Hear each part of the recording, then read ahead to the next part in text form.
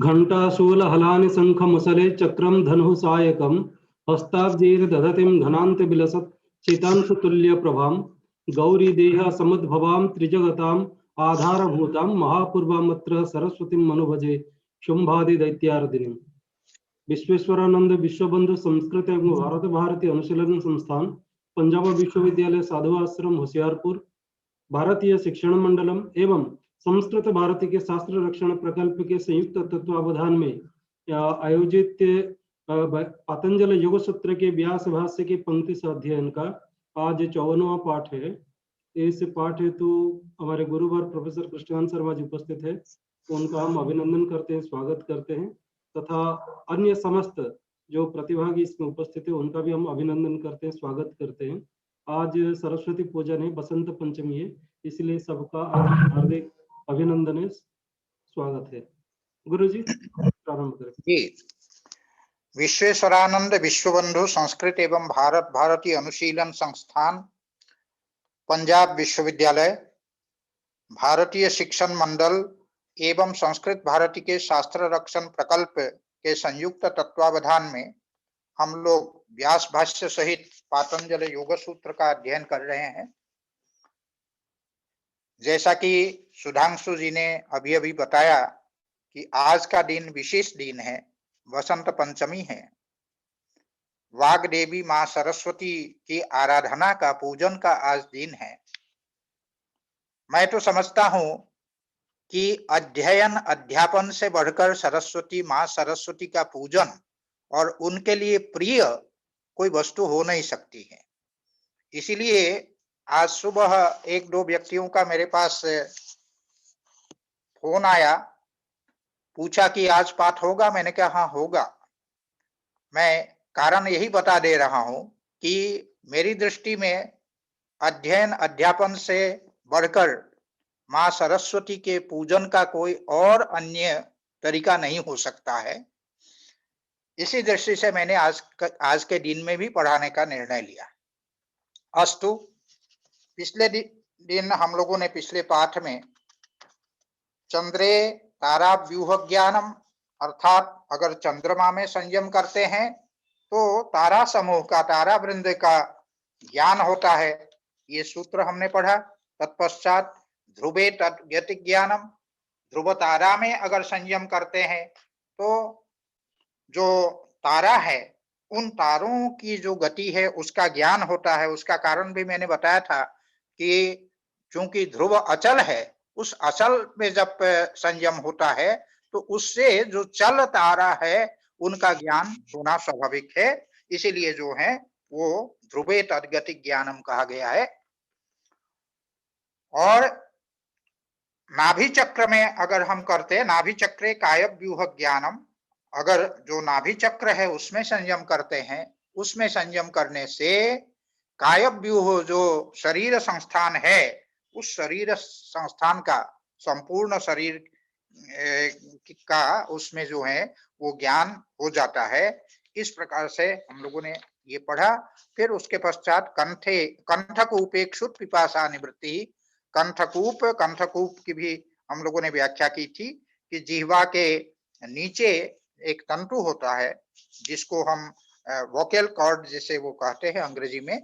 तो वो जो तंतु है तो उसमें उसको जो है यहाँ पर कहा ततो अधः, उस तंतु के नीचे कंठ होता है, और उसके नीचे कूप, अर्थात एक कुएं की भांति एक स्थान होता है। तत्र संयमात क्षुत पिपासे, उसमें अगर संयम करते हैं तो क्षुत और जो पिपासा, अर्थात क्षुधा और पिपासा, भूख और प्यास, उसकी निवृत्ति हो जाती है। ये हम लोगों ने पढ़ा। उसके पश्चात कूर्माकार जो नाड़ी है, कूर्मनाड्याम स्थैर्यम, कूर्माकार जो नाड़ी है तो वो कूर्माकार नाड़ी में उसी कूप से नीचे, कूप के नीचे जो उरस्थल है उसमें कूर्म के, कछुआ के आकार की जो नाड़ी है उसमें अगर संयम करते हैं, उसमें संयम करने वाला जो योगी है उसको स्थैर्यम अर्थात स्थिरत्व की प्राप्ति होती है। उसमें एक उदाहरण देते हुए भाष्यकार ने कहा था कि जैसे सांप और गोधा स्थिर हो जाता है, जो सर्प है वो कैसे स्थिर होता है उसका मैंने बताया था कि बिल में जब प्रवेश करता है उस समय अगर उसकी पूंछ को आप कितनी भी ताकत लगा करके खींचे, आप उसको टस से मस नहीं कर सकते हैं, क्योंकि वो स्थिर हो जाता है सर्प। और गोधा तो अत्यंत प्रसिद्ध है, जिसका प्रयोग प्राचीन काल में सेना में भी लोग किया करते थे। ऊपर जब सीधे किसी पर्वत पर चढ़ना हो और एकदम सीधा है, खड़ा है पर्वत, तो उसमें चढ़ना तो अपने आप में कठिन है, और रस्सी लगाने के लिए पहले कोई ऊपर चढ़े तब जा करके चढ़ सकता है। लेकिन क्या करते थे कि गोधे में रस्सी लगा करके उसको जो है ऊपर फेंक देते थे, और जहां पत्थर में वो चिपका तो वो इतना जोर से चिपक जाता है कि वो उसकी पकड़ जो है इतनी मजबूत होती है कि उस रस्सी को पकड़ करके सैनिक ऊपर चढ़ जाते थे, तो कभी गिरते नहीं थे। ये स्थिति होती है, वो गोधा की स्थिति है। इसीलिए भाष्यकार ने सर्प और गोधा को यहाँ उदाहरण के लिए, उस स्थिरता के लिए वो बताया।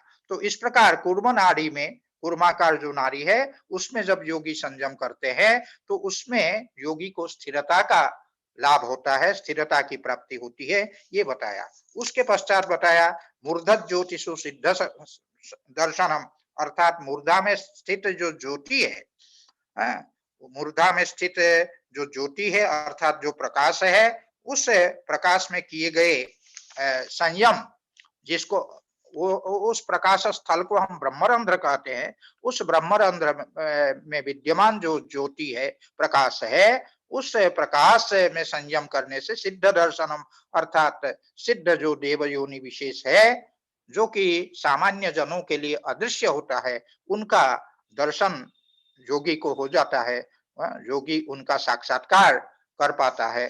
तो ये उस सिद्धि का फल है। और उसके पश्चात प्रातिभात व सर्वम, ये सूत्र हम लोगों ने पढ़ा था। जो प्रातिभक ज्ञान है उससे यहाँ वा जो है ये विकल्प है। प्रातिभम वा में वा जो है विकल्प है। अभी तक जो बताई गई जो सिद्धियां है उनके बिना भी केवल प्रातिभात ज्ञान, जो प्रातिभक ज्ञान है उससे सब कुछ जो है जान लेता है। इसके पूर्व के सिद्धियों के द्वारा जो कुछ जाना गया है उन सबको जान लेता है। तो ये हम लोगों ने पढ़ा था। तो उसमें प्रातिभात जो है, प्रतिभा या इदम इति प्रातिभम, जो प्रतिभा है उस प्रतिभा से उत्पन्न होने वाला, उस प्रतिभा से उत्पन्न होने वाला, अर्थात जो विवेक ज्ञान जो उदित होता है, विवेक ज्ञान के उदित होने के ठीक पूर्व जो एक प्रतिभा उत्पन्न होती है, वो प्रतिभा जब उत्पन्न होती है उसका प्रकाश ही प्रातिभक ज्ञान नाम से यहाँ पर कहा गया है। अर्थात विवेकजक ज्ञान उत्पन्न होने के ठीक पहले एक विलक्षण जो है वो ज्ञान वो होता है, जिसको हम प्रतिभा कहते हैं। उस प्रतिभा के उदित होने पर उसका जो प्रकाश है वही प्रकाश जो है प्रातिभक ज्ञान कहलाता है। उस प्रातिभाद, उस प्रातिभक ज्ञान से सर्वम, सर्वम अर्थात सर्वम जानाति, सब कुछ जान लेता है। सब कुछ जानने का मतलब है जो एक एक संयम के द्वारा जो जाना जाता है, अलग अलग जाना जाता है, उन सबको एक साथ प्रातिभक ज्ञान के द्वारा जान लेता है योगी। ये प्रातिभक ज्ञान का महत्व है। और यही इसी बात को वा शब्द से माने उनके विकल्प के रूप में, एक एक सिद्धि के विकल्प के रूप में ये प्रातिभक ज्ञान को बतलाया गया है। इस प्रकार उसी की व्याख्या भाष्यकार ने की। प्रातिभम नाम तारकम, प्रातिभ जो ज्ञान है उसका नाम है तारक ज्ञान। और तद विवेकजस्य ज्ञानस्य पूर्व रूपम, जो विवेकजक ज्ञान है, विवेक से उत्पन्न होने वाला जो ज्ञान है, उस ज्ञान के पूर्व आभास देने वाला ये प्रातिभ ज्ञान होता है। जो प्रातिभ ज्ञान है वो क्या होता है, तद अर्थात जो ये तारक या प्रातिभक ज्ञान है, वो प्रातिभक ज्ञान विवेकज ज्ञानस्य पूर्व रूपम, विवेकज ज्ञान का एक पूर्वाभास है। वो पूर्वाभास किस प्रकार है, उसको एक उदाहरण के द्वारा भाष्यकार ने समझाया कि यथा उदये प्रभा भास्करस्य, यथा उदये, उदय का तात्पर्य है यहाँ कि सूर्योदय जो है, भास्कर से उदय, सूर्य से उदय, जो सूर्य जब उदित होता है उस प्रसंग में जो प्रभा अर्थात उषा का जो प्रकाश है, बिल्कुल उषा काल, सूर्योदय के ठीक पूर्व आकाश में जो एक लालिमा दिखती है, तो उदेति सविता ताम्रस्ताम्र एवास्तमेति च, तो वो जो है वो उषा काल का जो प्रकाश है वो क्या बताता है कि अब सूर्य उदित होने वाला है। इस प्रकार सूर्योदय का वो पूर्वाभास है। वैसे ही जो विवेकजक ज्ञान है, उस विवेकजक ज्ञान का ये पूर्वाभास है, ये प्रातिभक ज्ञान। और उस प्रातिभक ज्ञान के द्वारा तेन वा सर्वमेव जानाति योगी, योगी जो है सब कुछ जान लेता है। जैसा कि मैंने बताया, अलग अलग संयमों से जिनका ज्ञान होता है उन सबको एक साथ जो है प्रातिभक ज्ञान के द्वारा योगी जान लेता है।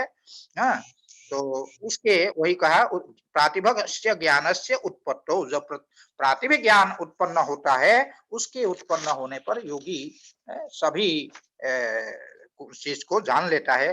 अलग अलग संयमों के द्वारा जाने गए समस्त विषयों को वो योगी जान लेता है। यहाँ तक हम लोगों ने पढ़ा था। अब जो है आगे जो सिद्धि है उसको बतलाते हुए सूत्रकार कहते हैं हृदय चित्त संवित। हृदय चित्त संवित, जो हृदय का तात्पर्य है यहाँ हृदयाकाश नामक जो शरीर के अंदर स्थित जो हृदयाकाश नामक स्थान है, उस स्थान में, उस हृदय में किए गए जो संयम है, उस संयम से चित्त संवित, अर्थात जो चित्त है, चित्त का तात्पर्य है मन बुद्धि और अहंकार, इनका एक सामान्य नाम चित्तम अंतःकरण सामान्यम, पहले हम लोगों ने पढ़ा था। जो चित्त होता है वो अंतःकरण सामान्य है। वस्तुतः अंतःकरण एक ही है, लेकिन वृत्ति भेद से, व्यापार भेद से वो जो है चित्त भिन्न भिन्न होता है। तो यहाँ पर ये बतलाया गया कि उससे चित्त संवित अर्थात चित्त का साक्षात्कार होता है। उसी की व्याख्या करते हुए भाष्यकार कहते हैं यदिदम अस्मिन् ब्रह्मपुरे दहरम पुंडरीकम वेश्म तत्र विज्ञानम। यदिदम, जो यह क्या होता है ब्रह्मपुरे, ब्रह्मपुर कहते हैं अर्थात आत्मा का जो पुर है, आत्मा का जो स्थान है, जो शरीर है, उस शरीर के अंदर दहरम, दहरम का तात्पर्य स्वल्पम, जो छोटा सा, वो क्या है पुंडरीकम, एक कमल है, छोटा सा कमल है। वो अर्थ कमल का मतलब कमल सदृश, कमल के आकार वाला एक अवयव है। वो वेश्म बने गृह है, स्थान है आत्मा का। तो इसके बाद कहते हैं तत्र माने वहां पर, विज्ञानम माने बुद्धि, उसमें जब चित्त चित्त या अंतःकरण सामान्य जब रहता है तो तस्मिन, तस्मिन अर्थात उस दहर पुंडरीक वेश्म अर्थात जो हृदय है, हृदय का तात्पर्य समझाया कि वह जो है तद तस्मिन संयमात चित्त संवित तत्र विज्ञानम, उसमें जो विज्ञान अर्थात जो ज्ञान उत्पन्न होता है तो उसमें क्या है, उसमें संयम करने से, उसमें संयम करने से अर्थात हृदय में किए गए संयम से हृदयस्थ सकल पदार्थों का साक्षात्कार होना चाहिए। तो इसीलिए ये कहा कि तस्मिन संयमात चित्त संवित। तो हृदयस्थ कौन है, चित्त है। चित्त कहाँ रहता है, हृदय में रहता है। तो हृदय में करने से चित्त का जो ज्ञान होता है, चित्त का जो साक्षात्कार होता है, उसके पीछे यही क्या कारण है, चित्त चूंकि हृदय में रहता है, मन बुद्धि अहंकार हृदय में रहता है, इस कारण से चित्त जो है उस चित्त का ज्ञान होता है। हृदय, हृदय में संयम करने से उस चित्त का साक्षात्कार होता है। इसीलिए कहा तस्मिन संयमात चित्त संवित, उसमें संयम करने से तो हृदय में विद्यमान जो चित्त है उस चित्त का ज्ञान हो जाता है, उसका साक्षात्कार होता है। इस प्रकार इसको बतलाने के पश्चात आने वाले आगे वाला जो सूत्र है उसमें कहा गया सत्व पुरुषयोर अत्यंता संकीर्णयो प्रत्यया विशेषो भोगः परार्थत्वात् स्वार्थ संयमात् पुरुष ज्ञानम। यहाँ ये कहते हैं कि सत्व पुरुषयो अत्यंता संकीर्णयो, अर्थ करते समय हम लोग ये इस प्रकार से उसको उलट देंगे कि अत्यंता संकीर्णयो हो। जो अत्यंत असंकीर्ण है, अर्थात जो विविक्त है, भिन्न भिन्न है, ऐसे सत्व पुरुषयो हो। कई बार हम कह चुके हैं, बुद्धि में सत्व गुण के प्राधान्य के कारण बुद्धि को जो है सत्व पद से कहा जाता है। तो सत्व पुरुषयो का तात्पर्य हुआ बुद्धि पुरुषयो हो। बुद्धि और जो पुरुष है उस अत्यंता संकीर्णयो सत्व पुरुषयो हो, जो अत्यंत भिन्न भिन्न है। बुद्धि भिन्न है, पुरुष भिन्न है, दोनों एक नहीं है, अत्यंत असंकीर्ण है, अत्यंत भिन्न है। लेकिन ऐसे भिन्न वाले जो बुद्धि और पुरुष है उनका प्रत्यय विशेष माने जो ज्ञान साम्य है, ज्ञान में जो अविशेष है, साम्य है, दोनों के ज्ञान में जो वृत्ति सारूप्यम इतरत्र सूत्र में हम लोगों ने पढ़ा था, तो उस समय क्या होता है, व्युत्थान काल में बुद्धि वृत्ति जैसी होती है, पुरुष भी ऐसा ही प्रतीत होता है। तो ये प्रत्यय विशेष है, दोनों का जो ज्ञान साम्य है, एक रूप में दिखाई पड़ना, अभिन्न रूप में दिखाई पड़ना, यही है प्रत्यय विशेष। और इसी का नाम क्या है, भोग है। उसी को हम कहते हैं पुरुष का भोग है। यह जो भोग है उसके लिए कहते हैं कि वो जो परार्थत्वात्, परार्थत्वात् का तात्पर्य है सत्वस्य परार्थत्वात्। जो बुद्धि है वो बुद्धि क्या है, परार्थ है। परार्थ है का तात्पर्य है पुरुष के लिए है। बुद्धि की जो स्थिति है वो परार्थ है, दूसरे के लिए है, पुरुष के प्रयोजन की सिद्धि के लिए बुद्धि है। इसीलिए परार्थत्वात्, परार्थत्वात् की व्याख्या है कि परस्मै इदम बुद्धि सत्वम इति परार्थम, अर्थात तस्य भावः परार्थत्वम तस्मात् परार्थत्वात्। परार्थत्वात् अर्थात चूंकि वह पुरुष के लिए है, बुद्धि पुरुष के लिए है, इस कारण से स्वार्थ संयमात्, स्वार्थ संयमात् अर्थात बुद्धि पुरुष की अपेक्षा जो पुरुष है वो स्वार्थ है, उस स्वार्थ पद से जो अभिधेय पुरुष है उस पुरुष में संयम करने से स्वार्थ संयमात्, स्वार्थ संयमात् का तात्पर्य है स्वस्मय अयम इति स्वार्थ पुरुषः, उस पुरुष में संयम करने से, स्वार्थभूत पुरुष में संयम से पुरुष ज्ञानम अर्थात पुरुष तत्व का साक्षात्कार होता है। ये जो स्वार्थभूत जो पुरुष है, ये पुरुष कैसा है, इसको ये समझना चाहिए कि बुद्धि प्रतिबिंबित जो पुरुष है उसी बुद्धि प्रतिबिंबित जो पुरुष है, विषयक जो प्रत्यय है, उसी के लिए यहाँ पर ये कहा गया है स्वार्थ संयमात्। उस पुरुष में संयम करने से पुरुष ज्ञान होता है, पुरुष तत्व का साक्षात्कार होता है। पुरुष तत्व का साक्षात्कार अर्थात बुद्धि प्रतिबिंबित पुरुष तत्व का साक्षात्कार होता है। तो इस प्रकार यहाँ सूत्र का सामान्य अर्थ हुआ। संप्रति जो भाष्यकार है उस भाष्यकार इसकी व्याख्या किस रूप में करते हैं उसको हम लोग देखें। हाँ, हमने जैसा कि अभी अभी चर्चा की थी कि हम लोगों ने वृत्ति सारूप्यम इतरत्र सूत्र में पढ़ा था कि व्युत्थान काल में बुद्धि और पुरुष का एक जैसे ही जो है दर्शन होता है। एक जैसे दर्शन दो प्रकार से हो सकता है, या तो पुरुष के आकार में बुद्धि प्रतिबिंबित बुद्धि जो है प्रतीत हो तो भी दोनों जो है एक जैसे लगेंगे, या बुद्धि के जैसे पुरुष प्रतीत हो तो भी जो है दोनों का एक जैसे वो होगा, समान ज्ञान होगा। तो ये स्वरूपता इस रूप में हो सकती है। तो उसमें उस शंका की उसमें बुद्धि के जैसे प्रतीत पुरुष होगा या पुरुष के जैसे बुद्धि प्रतीत होगी, इस शंका के निवारण के लिए पंचशिखाचार्य के एक सूत्र का उल्लेख करते हुए भाष्यकार ने ये पंचशिखाचार्य के सूत्र को उसमें उद्धृत किया था। एकमेव दर्शनम ख्यातिरेव दर्शनम, अर्थात उस समय बुद्धि और पुरुष का एक ही रूप में दर्शन होता है, प्रकाशन होता है, अनुभव होता है। कि वह, लेकिन वह अनुभव किस प्रकार का होता है, वह दर्शन किस प्रकार का होता है, तो वो कहते हैं ख्यातिरेव दर्शनम, अर्थात बुद्धिवृत्तिरेव, बुद्धिवृत्ति के रूप में ही उसका दर्शन होता है, ये उसमें कहा है। तो इस प्रकार तो भोग वस्तुतः जो है ये बुद्धि सत्व के ही रूप का होता है, बुद्धि सत्व के रूप का होता है, पुरुष रूप का नहीं।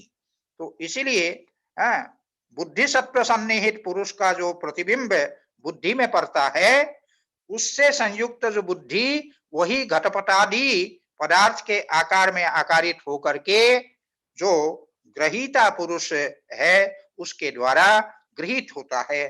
तो अर्थात उसका वो दृश्य बन जाता है। ये कौन, बुद्धि जो है वो दृश्य बन जाती है, यह पुरुष का भोग कहलाता है, अर्थात प्रतिबिंब विधया पुरुष का भोग है, ये समझना चाहिए।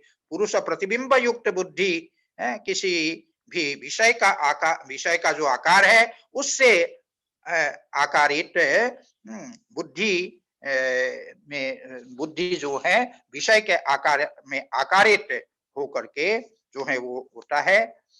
लेकिन जो पुरुष प्रतिबिंब युक्त जो बुद्धि होती है वो तो किसी वस्तु के, किसी विषय के आकार में आकारित नहीं होती है।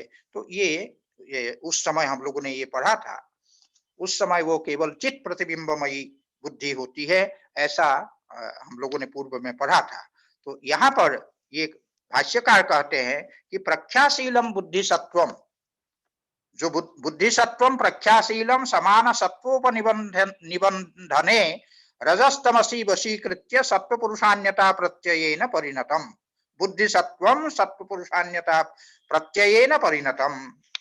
जो बुद्धि सत्व है वो कैसा है, उसके लिए इसके पहले भी हम लोग पढ़ चुके हैं प्रख्याशीलम।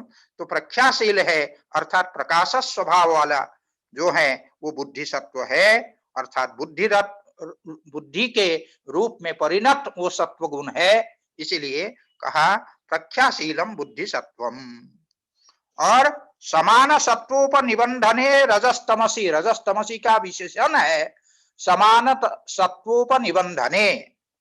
समान सत्वोपनिबंधने का तात्पर्य क्या है, सत्वे अर्थात सत्तायाम, उपनिबंधनम अर्थात कारणम, हेतु इति सत्वोपनिबंधनम, एक दूसरे की सत्ता का जो कारण होना अर्थात परस्पर अविनाभावी होना, यही जो है सत्वोपनिबंधन का तात्पर्य है।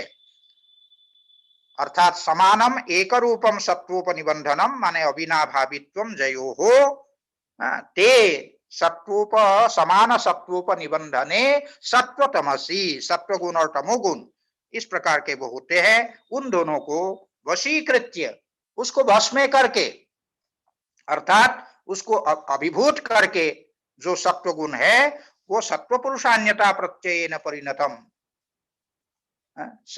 तमोगुण और रजोगुण दोनों को अभिभूत करके जो सत्व है वही जो सत्व है सत्व पुरुषान्यता प्रत्ययेन, अर्थात सत्वम अन्यत् पुरुषश्च अन्यः, सत्व जो है भिन्न है और पुरुष अन्य है, तयोर अन्यता अर्थात विविक्तता, तो अर्थात भिन्नता, उसी को सत्व पुरुषान्यता कहा गया है। तस्याह प्रत्यय, उसी को कहते सत्व पुरुषान्यता प्रत्यय, प्रत्यय अर्थात ज्ञानम, वही जो है सत्व पुरुषान्यता प्रत्यय अथवा सत्व पुरुषान्यता ख्याति पद से कहा जाता है। तो वही जो है बुद्धि जो है सत्व विवेक ख्याति रूप में वो बुद्धि सत्व जो है वो परिणत होता है, ये बताया गया है। तस्माच्च परिणामिनः सत्वात्, तो इस कारण से जो परिणामी जो सत्व है उसका आगे कहते हैं कि वशीकृत्य सत्व पुरुषान्यता प्रत्ययेन परिणतम, तस्मात् च सत्वात् परिणामिनः अत्यंत विधर्मा शुद्धः अन्यः चितिमात्र रूपः पुरुषः। यह जो बुद्धि सत्व जो है इस रूप में जो परिणत हुआ है, तो वो परिणत जो है तस्माच्च परिणामिनः सत्वात्, ऐसे जो परिणामी जो सत्व है, उस परिणामी सत्व से अत्यंत विधर्मा, अत्यंत विधर्म का तात्पर्य क्या है? जो अत्यंत विपरीत धर्म वाले है। विपरीत धर्म जैसे असौ विधर्मा, जिसका धर्म विपरीत है, ऐसा विधर्मा, अत्यंत विपरीत धर्म वाले, विरुद्ध धर्म वाले, शुद्ध अर्थात त्रिगुणातीत। शुद्ध का तात्पर्य क्या है? त्रिगुण से जो अतीत है, जो गुणों का संस्पर्श मात्र भी जिसके साथ नहीं है, इस प्रकार का जो शुद्ध जो पुरुष है, पुरुष वो क्या है? अन्य, माने वो अतिरिक्त तत्व है, भिन्न तत्व है, उस बुद्धि तत्व से सर्वथा भिन्न तत्व है। और वो कैसा है? उसका स्वरूप क्या है? उस स्वरूप को बतलाते हुए कहते हैं चिति मात्र रूप, वो चैतन्य मात्र है। चितिरेव चिति मात्रम, अर्थात वो चिति मात्र रूप है, चैतन्य मात्र है, केवल चैतन्य रूप पुरुष होता है। चैतन्यम पुरुषस्य स्वरूपम, विकल्प वृत्ति के समय हम लोगों ने पढ़ा था उदाहरण के तौर पर कि ये चेतन होना ही जो है पुरुष का वो स्वरूप है। इस प्रकार वो चिति मात्र रूप पुरुष, चैतन्य मात्र जो पुरुष है होता है। तयो अत्यंता संकीर्णयो प्रत्यय विशेषो भोग पुरुषस्य दर्शित विषयत्वात्। यहाँ पर वही कहते, ऐसा जो शुद्ध पुरुष है उसके स्वरूप को बतलाने के पश्चात कहते हैं तयो हो अत्यंता संकीर्णयो तयो हो, जो अत्यंत भिन्न है, अलग अलग है, असंकीर्ण है। तो इस प्रकार के इन दोनों तत्वों के अर्थात बुद्धि सत्व और जो पुरुष तत्व है, उन दोनों का अत्यंता संकीर्णयो हो प्रत्यय विशेषो भोग। प्रत्यय विशेष, प्रत्यय विशेष का तात्पर्य है प्रत्ययो अविशेष। दोनों का ज्ञान भिन्नतया होना चाहिए, लेकिन भिन्नतया ज्ञान न हो करके अगर एकाकार ज्ञान हो, उसी को यहाँ एकाकारता जो है उसी को उन दोनों का, दोनों प्रत्यय विशेष शब्द के द्वारा कहा गया है। एकाकार में भाषित होना, अभिन्न रूप से जो भाषित होना, वही क्या है? वही है भोग। उसी को पुरुष का भोग हम लोग कहते हैं। और पुरुषस्य दर्शित विषयत्वात्, ये भोग क्यों होता है? वही कहते हैं दर्शित विषयत्वात्। दर्शित विषयत्वात् ये पद भी हम लोग पहले पढ़ चुके हैं कि बुद्धि के द्वारा दर्शित विषयों का अभिमान करने वाला होने के कारण ये भोग संभव होता है। पुरुष जो है उसमें बुद्धि के द्वारा, बुद्धि में प्रतिबिंबित जो पुरुष है वो बुद्धि के द्वारा दर्शित जो विषय है, बुद्धि तदाकाराकारित होकर के जब पुरुष में पुरुष के समक्ष उपस्थित होती है, तो वो जो है पुरुष को उन बुद्धि द्वारा विषयों के अर्पित करने के कारण उसी को दर्शित विषयत्वात् शब्द से कहा गया है। तो यही उस पुरुष का भोग कहलाता है। सभोग प्रत्यय है, यही जो है वो भोग प्रत्यय है। सत्वस्य परार्थत्वात् दृश्य, सत्वस्य परार्थत्वात्, सत्वस्य अर्थात बुद्धि सत्वस्य, जो बुद्धि सत्व है वो पुरुष के जो प्रयोजन है, भोगापवर्ग रूप जो प्रयोजन है, उस प्रयोजन के सिद्धि के लिए वह है कौन? बुद्धि सत्व। इस कारण से वह उस पुरुष का वो दृश्य अर्थात पुरुष का वो दृश्य बन जाता है, पुरुष का वो भोग्य बन जाता है। तो यही इस प्रकार से वो ही बताया। यस्तु तस्मात् विशिष्टः, यस्तु तस्मात् विशिष्टः चितिमात्र रूपः अन्यः पौरुषेय प्रत्ययः तत्र संयमात् पुरुष विषया प्रज्ञा जायते। जस्तु तस्मात् विशिष्टः, और जो तस्मात् अर्थात उस भोग रूपी ज्ञान से जो विशिष्ट है, भिन्न है, वो चितिमात्र रूप, जो चैतन्य मात्र जिसका स्वरूप है, जो चैतन्य मात्र रूप है, ऐसा जो पौरुषेय प्रत्यय अर्थात चैतन्य मात्र आकार वाला उस बुद्धि सत्व से सर्वथा भिन्न पुरुष विषयक जो ज्ञान होता है, अन्य पौरुषेय प्रत्यय। अन्य पौरुषेय प्रत्यय का तात्पर्य यही है कि चैतन्य मात्र आकार वाला और बुद्धि से सर्वथा अलग ऐसा पुरुष विषयक जो ज्ञान है वो चैतन्य चिति मात्र रूप अन्य अन्य प्रत्यय वो पौरुषेय। पौरुषेय का तात्पर्य पुरुषे भव, पुरुष के संदर्भ में पौरुषेय प्रत्यय माने पुरुष विषयक ज्ञान। पुरुष विषयक जो प्रत्यय है ज्ञान है, तत्र संयमात् पुरुष विषया प्रज्ञा जायते। उस पुरुष विषयक जो प्रत्यय है ज्ञान है, उसमें जब योगी संयम करते हैं तो उस संयम से पुरुष विषया प्रज्ञा जायते। पुरुष विषया अर्थात उस बुद्धि प्रतिबिंबित पुरुष विषया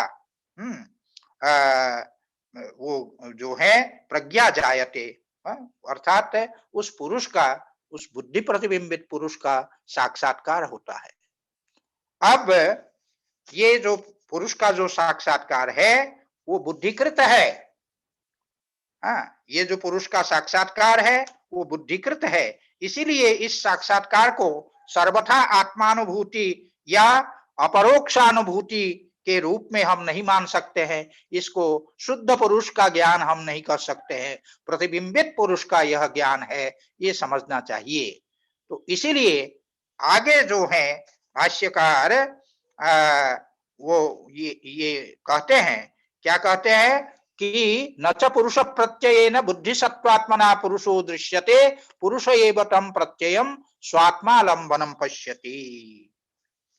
ये कह रहे हैं कि बुद्धि सत्वात्मना पुरुष प्रत्ययेन च, जो बुद्धि सत्व बुद्धिनिष्ठ जो पुरुष ज्ञान है उससे, अर्थात जो पुरुष विषयक साक्षात्कार है बुद्धि सत्वात्मना पुरुष प्रत्यय न, ऐसा पुरुष प्रत्यय पुरुष विषयक साक्षात्कार जो बुद्धिनिष्ठ है, ऐसा पुरुष ज्ञान से पुरुषो न दृश्यते।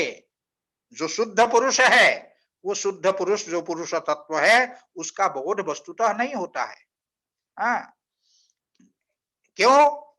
ये जो बुद्धि है वो चित्त नहीं है अपितु अचित तत्व है, चैतन्य नहीं है अपितु अचेतन तत्व है, जड़ तत्व है।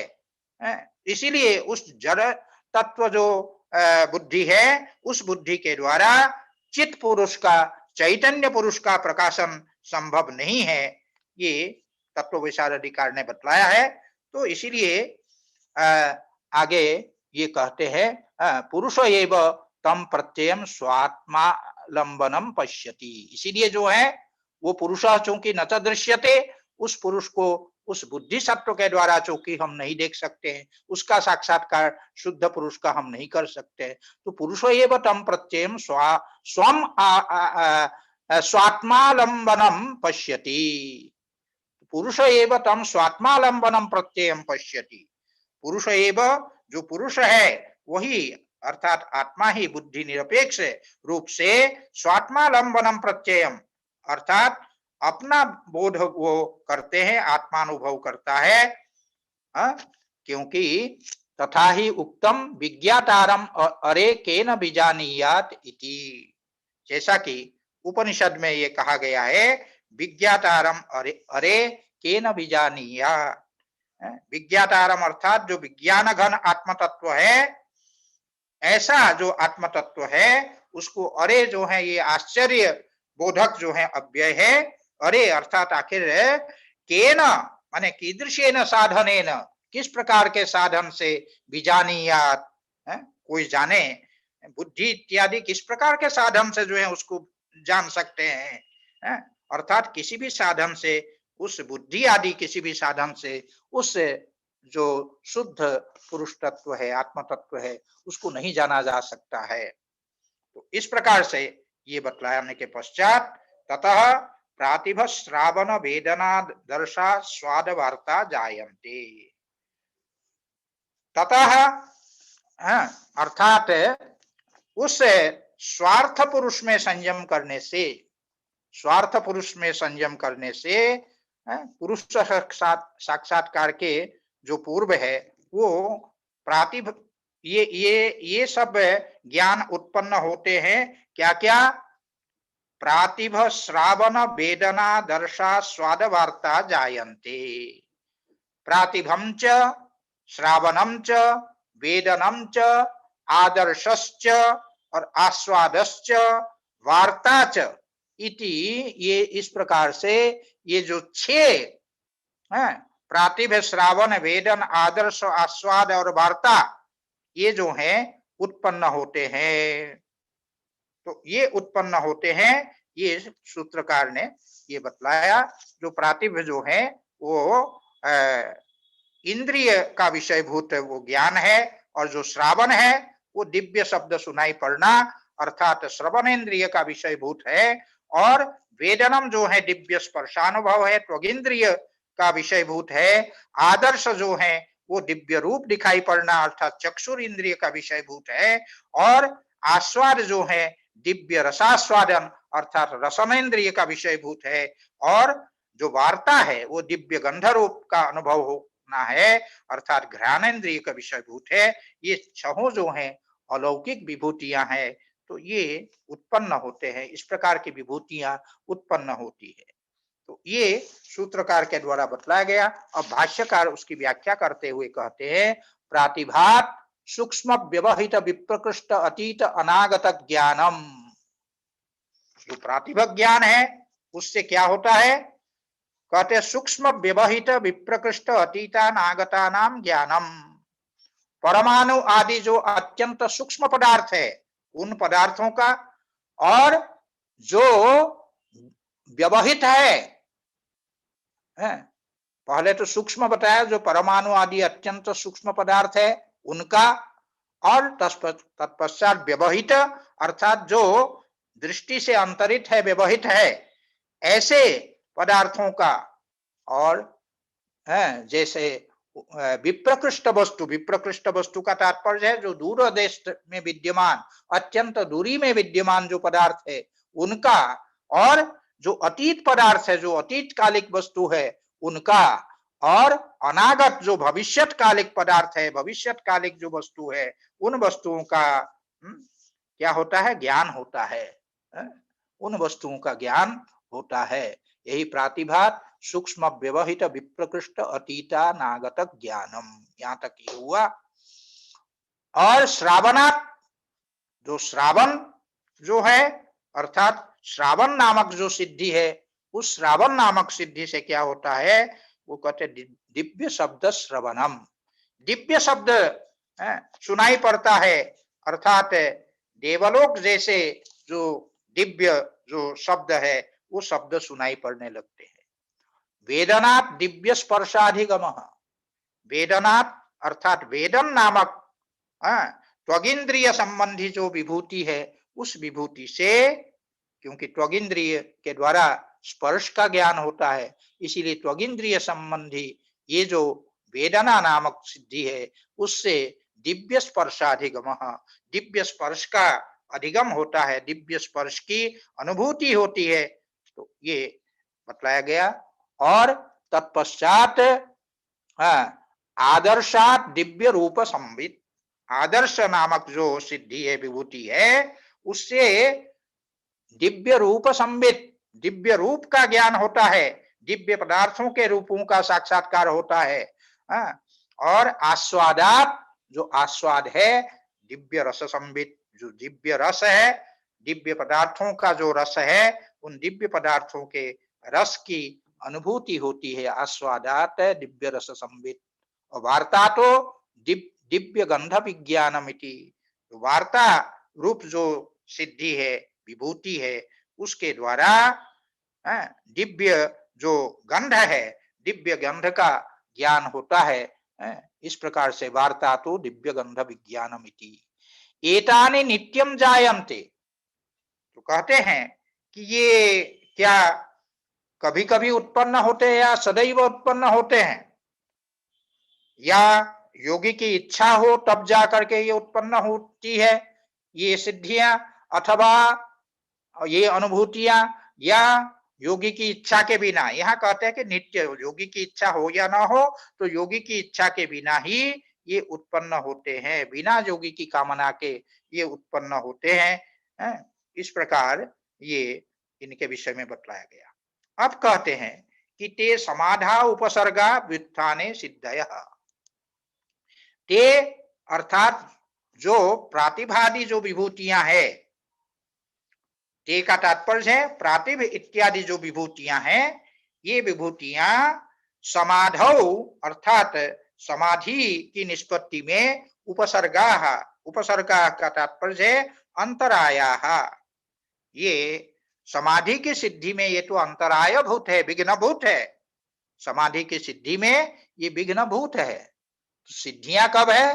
तो कहते व्युत्थाने सिद्धयः, व्युत्थाने अर्थात व्युत्थान की स्थिति में तो इनको हम सिद्धियां कहते हैं, विभूतियां कहते हैं। लेकिन वस्तुतः समाधि की दृष्टि से ये सिद्धियां ना हो करके ये विघ्न रूप है, ये सूत्रकार ने इसमें बताया। उसी की व्याख्या भाष्यकार करते हैं, ते प्रातिभादयः, ये जो प्रातिभ आदि, प्रातिभ श्रावण, वेदन, आदर्श, आस्वाद और वार्ता नामक जो ये विभूतियां है, ये प्रातिभादयः समाहित चित्तस्य उत्पद्यमाना उपसर्गाः, ते प्रातिभादयः उत्पद्यमानाः, ये प्रातिभ आदि अर्थात प्रातिभ श्रावण, वेदन, आदर्श, आस्वाद और वार्ता नामक जो ये विभूतियां है, उत्पद्यमानाः, ये उत्पन्न होती हुई ये क्या करती है? समाहित चित्तस्य उपसर्गाः, समाहित चित्तस्य अर्थात समाधिनिष्ठ योगी का जो चित्त है उसके लिए उपसर्गाः अर्थात विघ्न रूपाः। उपसर्ग शब्द उत्पात अर्थ में है, ये उत्पात है योगी के लिए।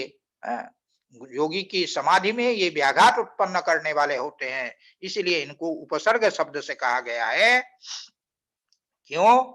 तो कहते हैं कि तद्दर्शन प्रत्यनीकत्वात्, तद्दर्शन माने तस्य दर्शनस्य प्रत्यनीकत्वात्, माने विरोधित्वात्, प्रत्यनीक तात्पर्य है विरोधी। तो उससे के दर्शन में जो है ये विरोधी है, विरोधी होने के कारण, बाधक होने के कारण। लेकिन व्युत्थित चित्तस्य उत्पद्यमानाः सिद्धयः, जो व्युत्थित चित्त वाले हैं, समाधि से इतर जो कि योगी नहीं है, ऐसी स्थिति में जो है उनमें, उनके लिए तो लौकिक बुद्धि वाले जो जीव है उनके लिए तो ये क्या है? सिद्धयः है, ये चमत्कार है, सिद्धियां है। इस प्रकार इसमें ये बतलाया गया है।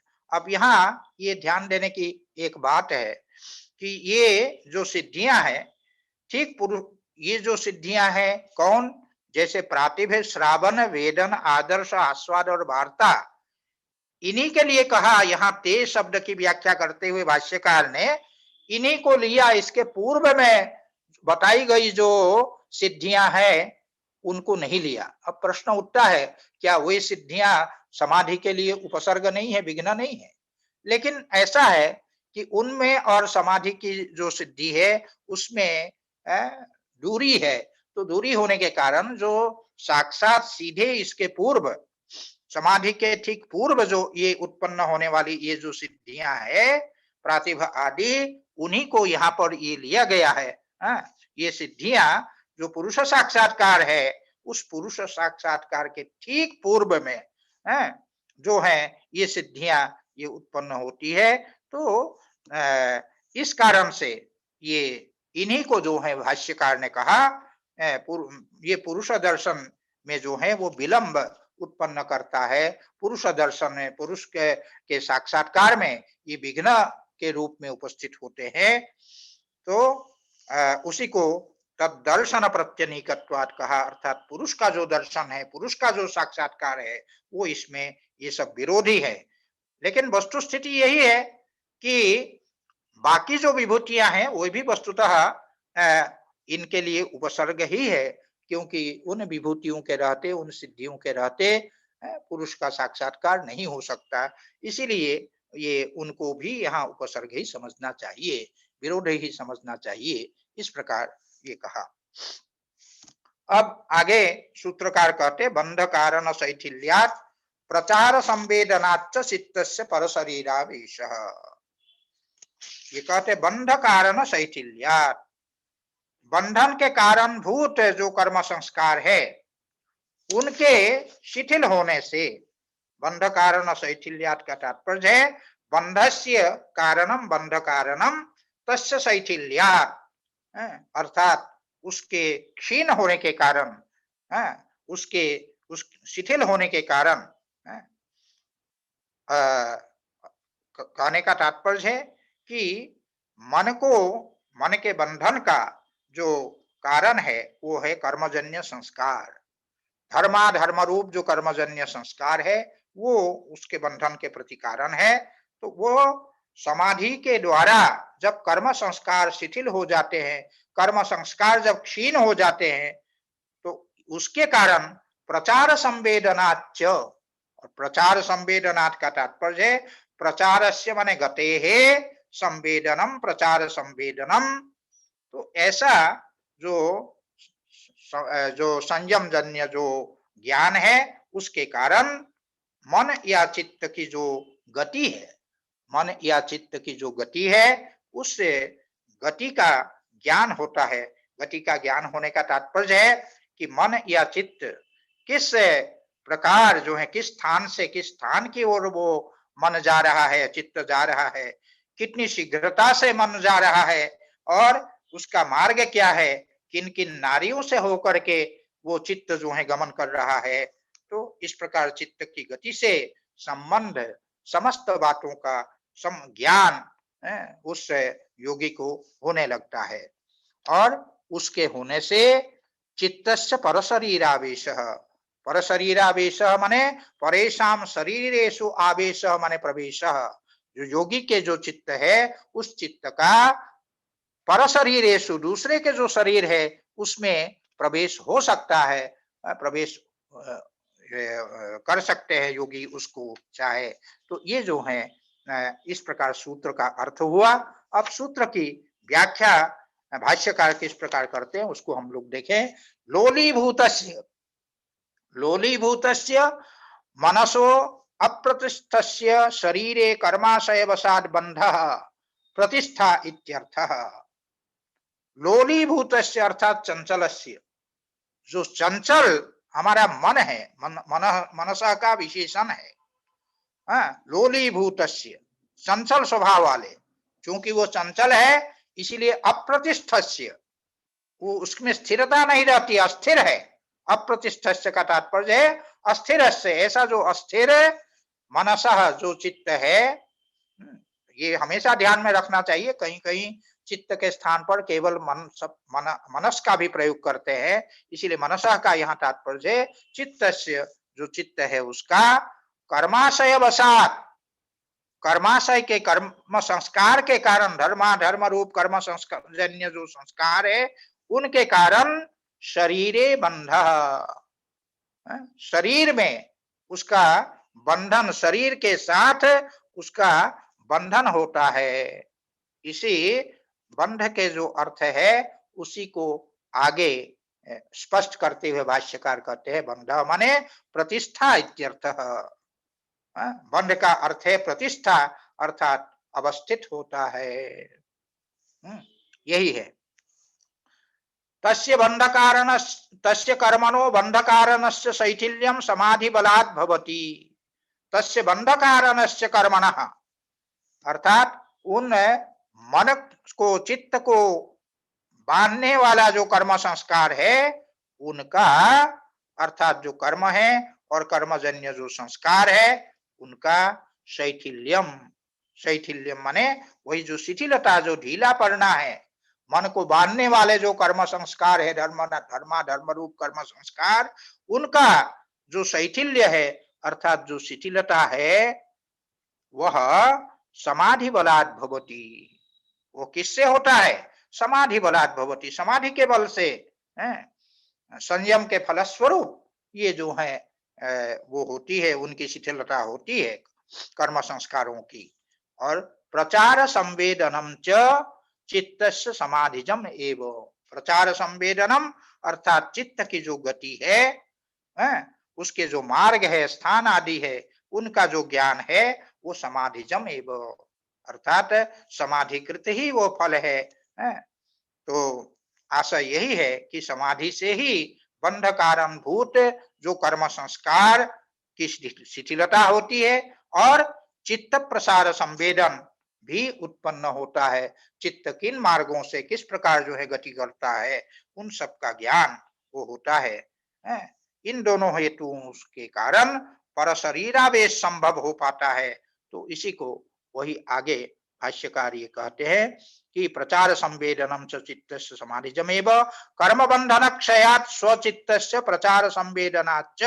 यही कर्म बंध का जो क्षय है उसके कारण, कर्म बंधन के क्षीण होने के कारण स्वचित्तस्य अपने जो चित्त है उसका प्रचार संवेदनाच्च अर्थात उसका जो चित्त के चलने की जो गति है उसका जब ज्ञान हो जाता है, उसके मार्ग का ज्ञान हो जाता है, तब योगी चित्तम, योगी जो है अपना जो चित्त है उस चित्त को शरीरात निष्कृष्य, अपने शरीर से निकाल करके, स्वशरीरात निष्कृष्य, अपने शरीर से उसको निकाल करके शरीरांतरेषु निक्षिपति, शरीरांतरेषु अन्यत शरीरम शरीरांतरम तेषु शरीरांतरेषु, दूसरे के जो शरीर है उनमें निक्षिपति, योगी उस चित्त को दूसरे के शरीर में निक्षिप्त करते हैं।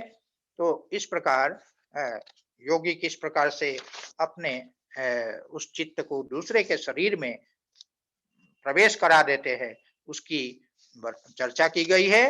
और ये किस प्रकार से आगे ये बताते हैं निक्षिपति, निक्षिप्तम चित्तम च इंद्रियानि अनुपतंती, जो निक्षिप्त चित्त है अर्थात पर शरीर में योगी ने जिस चित्त को निक्षिप्त कर दिया है, जिस चित्त को डाल दिया है उसके उसके पीछे पीछे इंद्रियानि पतंती, जो इंद्रिय है वो अनुपतंती, अनुपतंती का तात्पर्य है उसके पीछे पीछे इंद्रिया भी दौड़ करके उसमें प्रवेश कर जाते हैं।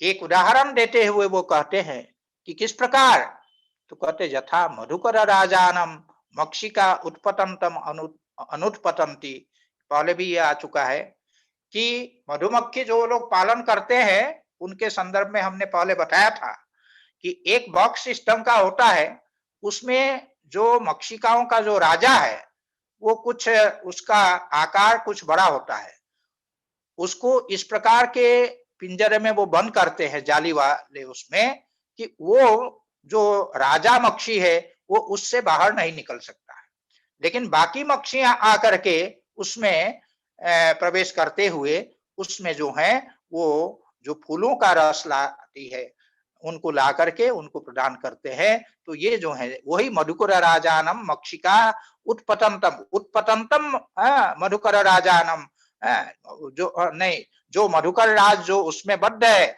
उसको मक्षिका उत्पतंतम अनुत्पतंती, जो मधुकर राज जाकर के उसमें जहां पर जाकर के गिरे, मधुकर के जो राजा है वो जहां पर जाते हैं, जहां पर वो जाकर बैठते हैं तो निविशमानम अनुनिविशन्ते, उनके पीछे पीछे जाते हैं और जहां प्रवेश करते हैं वहीं पर ये उसके पीछे पीछे वो प्रवेश करते हैं। ठीक उसी प्रकार से तथा इंद्रियानि पर शरीरावेशे चित्तम अनुविधीयन्ते इति, तथा जो इंद्रिय है उसी प्रकार जो इंद्रिया है जब चित्त पर शरीर में आविष्ट हो जाता है, दूसरे के शरीर में जब चित्त प्रविष्ट हो जाता है, उस प्रविष्ट होने पर अनुविधीयन्ते उसके पीछे पीछे उसका अनुसरण करती है इंद्रिया।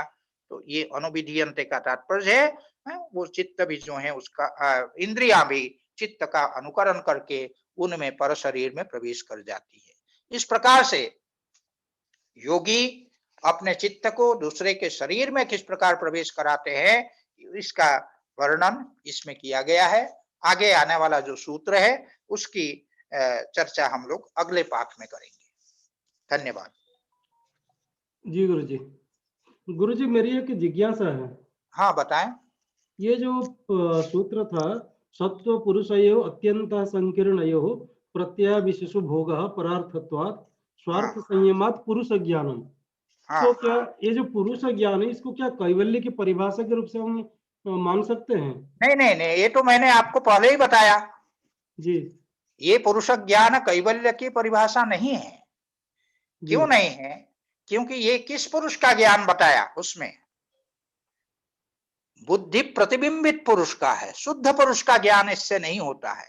यही तो बात हमने बताई आपको इसके पहले। जी जी जी जी।